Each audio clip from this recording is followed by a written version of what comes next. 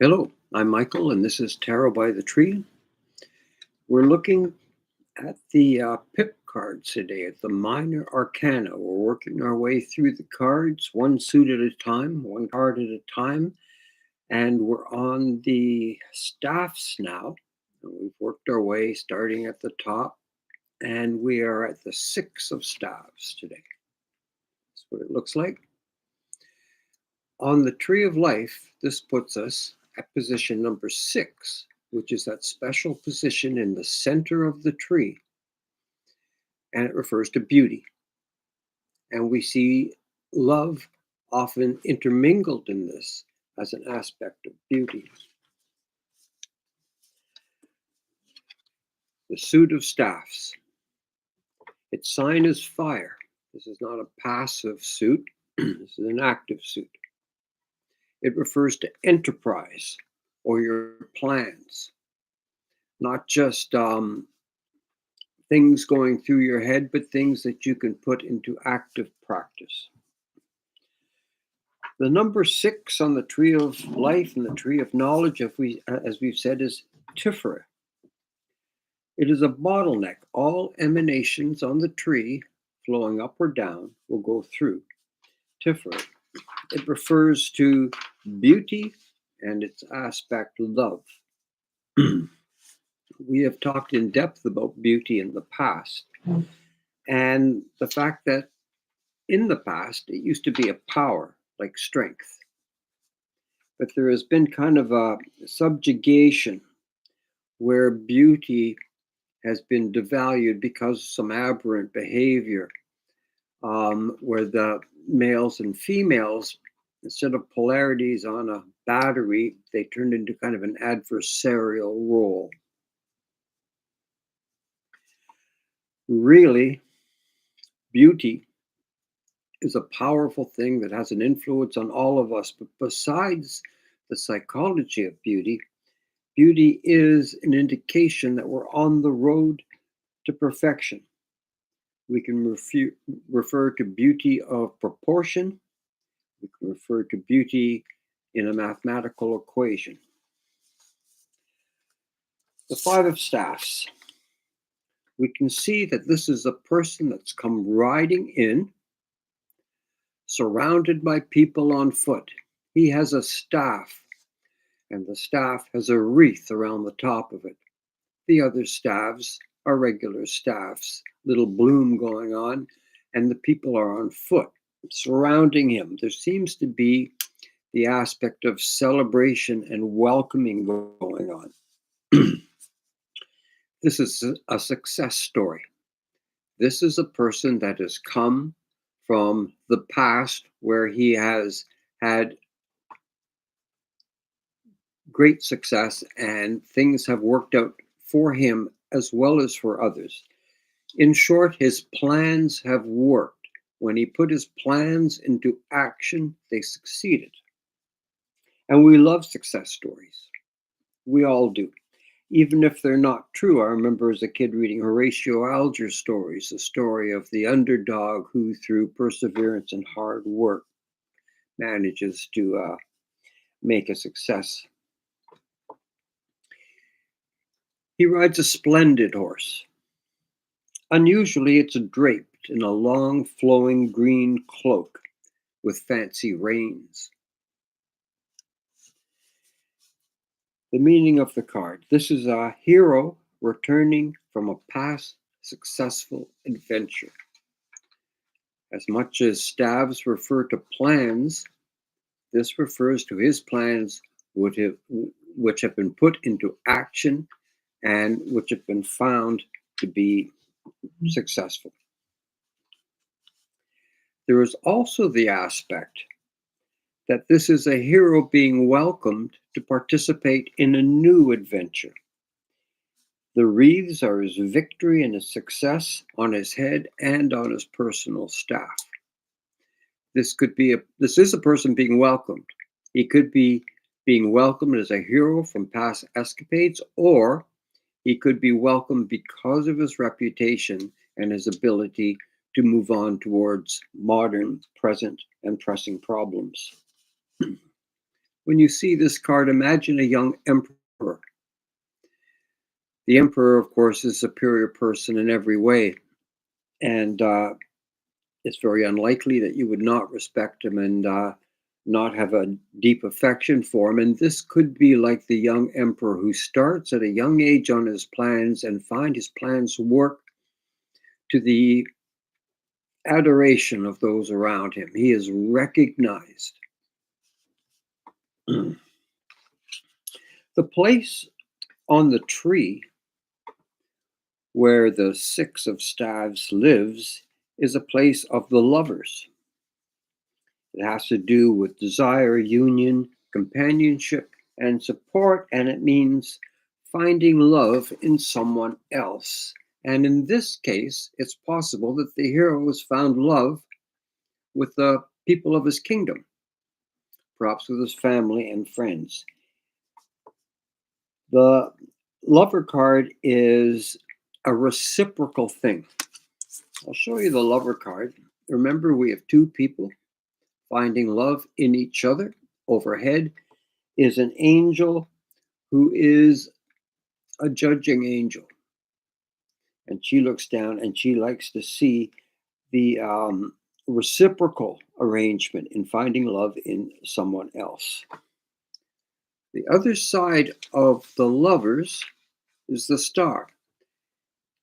On the Kabbalistic tree of life, the lovers was taught as the central sephira. Later on in life, as mature people, we are taught the highest form of love, and that's represented in the star. The star, naked, gives sustenance to the water and the land with no thought of reward coming her way, coming back to her. This is love given with no reward. This is not taught immediately to the youth, because this card comes with some caveats. Of course, the highest expression of love may be giving without hope of reward, but that is not where we start. That's not where we learn about love, because there are risks. We do not want to become a doormat. We do not want to encourage a stalker-like personality, or even become a stalker-like personality where we are trying to force our love on someone. We do not want to be an affection pest. That's not what we're trying to do. Love starts out between two people. Sometimes things happen where it's not going to be reciprocal anymore. The highest form of love will be a form of care. In a reading, the Six of Staves is a conquering hero. In the future, he could also be a martyr.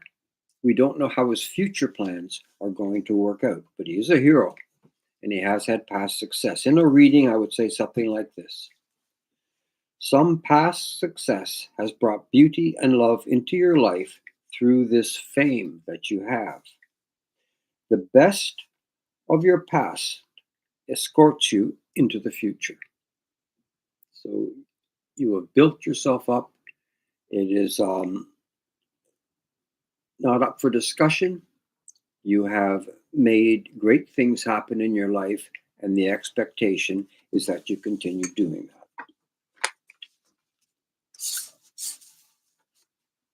This is the card of the hero. This is the card of ideas being put into action, and those actions having favorable results. I think we'll turn to some of the questions now.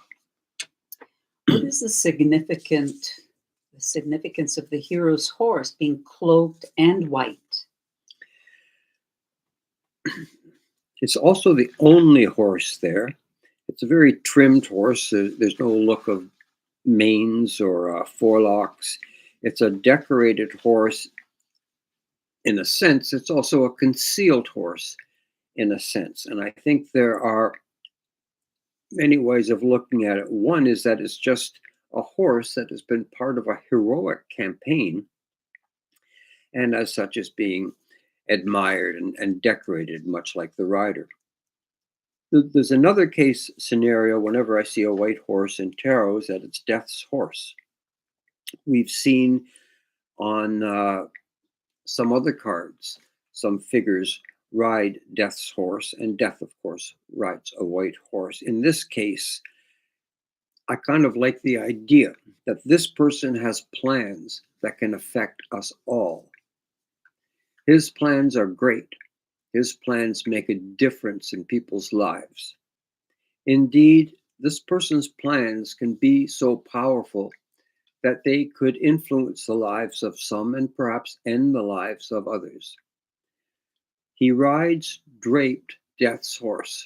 This is not his intention, but sometimes that can be the outcome of powerful plans. What has he done to become so famous? He's done something that other people can't do. It's likely other people have tried.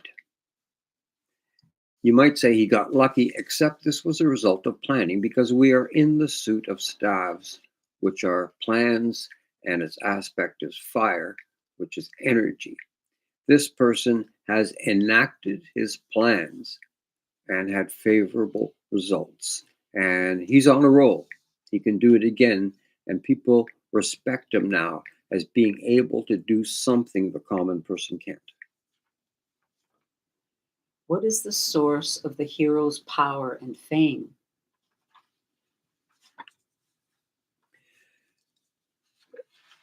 The source of his power and fame, this is kind of interesting, is his planning.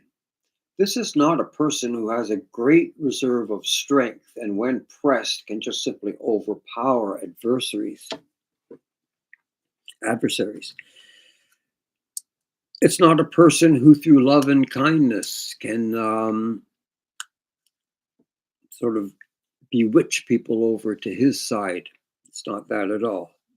This is a person who plans. This is a person who thinks, comes up with different ideas, rules some out, gives life to some others, and then acts on these plans. This is a stage by stage kind of fame, and the source of his strength is careful planning. It's got nothing to do with any kind of a superpower or access to a special weapon or anything like that. Is this a card of war? Not at all. And that's what we have to look at. These are plans succeeded. Um, I think in certain scenarios you could say that this could be a card of warring, but it doesn't have to be at all. This could be a card of building a bridge across a river, which has never been done because of the difficulty. And this person has the plans, and he's succeeded in the past, and he's going to build a new bridge. It can be just as much construction as destruction. How does the Six of Staffs help explain the Lover's card?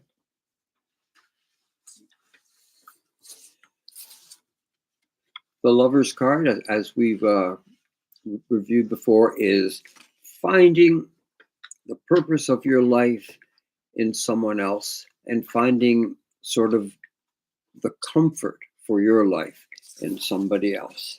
And that's what this person has done. And the other person is going to be the kingdom or perhaps his group or his family. He is not altruistic, but he is acting for a certain group or a certain cause. Could you give an example in a situation where love may not be reciprocated in a relationship? Maybe an illness?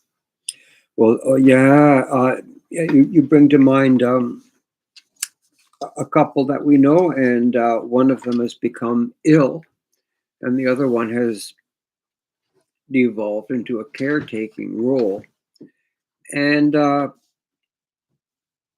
person doesn't really respond very well anymore. And in that case, that's very much the star carrying with no hope of reward.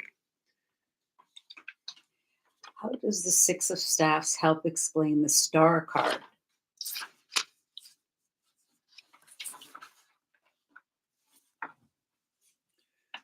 The star card is using what you have for someone other than yourself. You're not doing it for reputation or reward. And that's why I mentioned earlier the card of the Six of Staves is linked to beauty and love, but it could also be the idea of a martyr who simply knows that there's a need and it's fallen upon him to give everything he has to answering that need. It's possible. I'm not saying he is a martyr. I'm just saying it's possible he is acting because of a love of the people that he's acting for, but it's also possible that the true source of his affection is a cause that he's willing to die for. It could be either one. He's a hero. If the sixth sephra is beauty, how does the Six of Staffs express beauty? I think that's really important in just day-to-day life. There's a saying that love needs admiration to flourish. Without admiration, love tends to decay. Can you read me that question just one more time? How do the sephra beauty? How Okay, does yeah.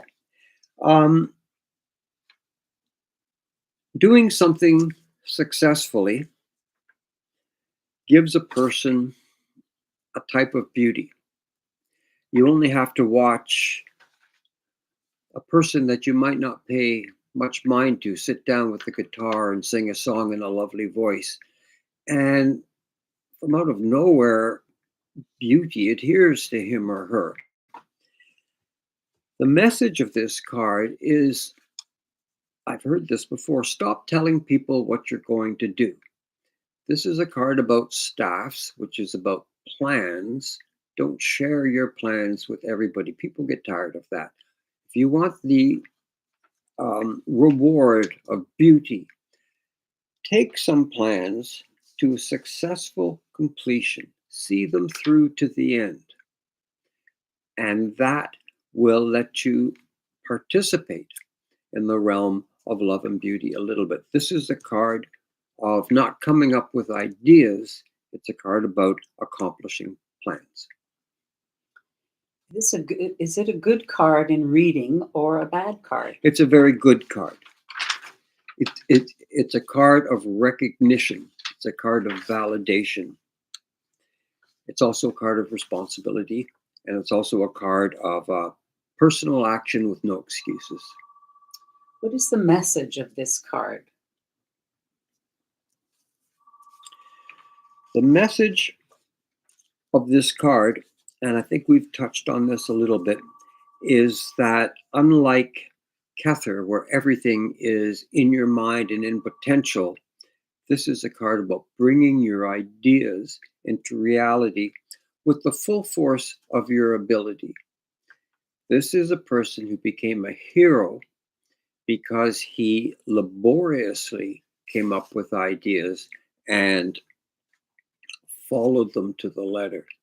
His ideas became true, and that conferred upon him the beauty and the love of other people. Final thoughts? Final thoughts. Take your ideas, make them happen. If you set goals, be realistic. Any goal you set should be 95% accomplishments, 95% accomplishable. If you want your plans to be set into action, break them down into a series of steps, and each step should be 95% accomplishable. In that way, plans can be achieved, and you can experience them in reality in your lifetime. And that's all for today. Bye for now.